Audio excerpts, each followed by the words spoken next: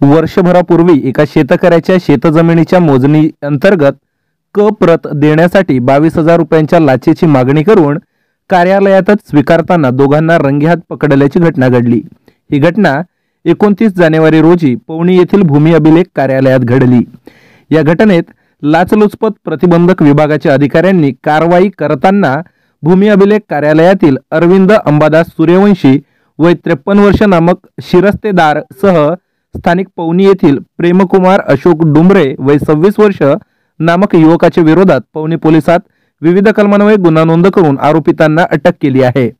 Police सूत्रानुसार घटनेतील शेतकऱ्याच्या अर्जानुसार गतवर्षीच्या मार्च महिन्यात स्थानिक पवनी येथील भूमी अभिलेख कार्यालयाअंतर्गत शेतजमिनीची मोजणी करण्यात आली होती। मात्र जमिनीची मोजणी होऊन काही महिने लोटून देखील संबंधित कार्यालयाअंतर्गत जमीन मोजणीची क प्रत घटनेतील शेतकऱ्याला देण्यास टाळाटाळ केला जात असल्याचा आरोप करण्यात आला आहे। दरम्यान शेतजमिनीच्या मोजणी अंतर्गत क प्रत मिळण्यासाठी शेतकऱ्याने घटनेतील शिरस्तेदाराला प्रत्यक्ष भेटून विचारणा केली असता संबंधितांनी क प्रत मिळण्यासाठी 22,000 रुपयांच्या लाचेची मागणी केल्याचा आरोप देखील करण्यात आला आहे। या गैरप्रकाराने व्यथित शेतकऱ्याने संबंधित प्रकरणी भंडारा येथील लाचलुचपत प्रतिबंधक विभागाकडे तक्रार दाखल केली होती।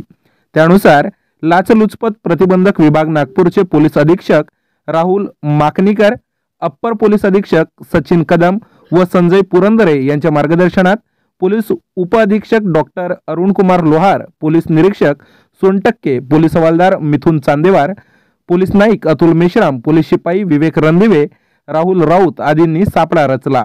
यावेळी घटनेतील शिरस्तेदारांच्या सांगण्यावरून अन्य आरोपी युवकाच्या मदतीने घटनेतील शेतकऱ्याकडून रोख 22,000 रुपयांची लाच स्वीकारताना रंगेहात पकडले।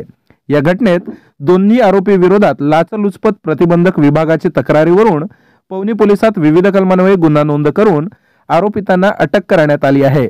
या गुन्ह्याचा पुढील तपास भंडारा येथील लाचलुचपत प्रतिबंधक विभागाचे पोलीस उप अधीक्षक डॉक्टर अरुण कुमार लोहार करीत आहेत।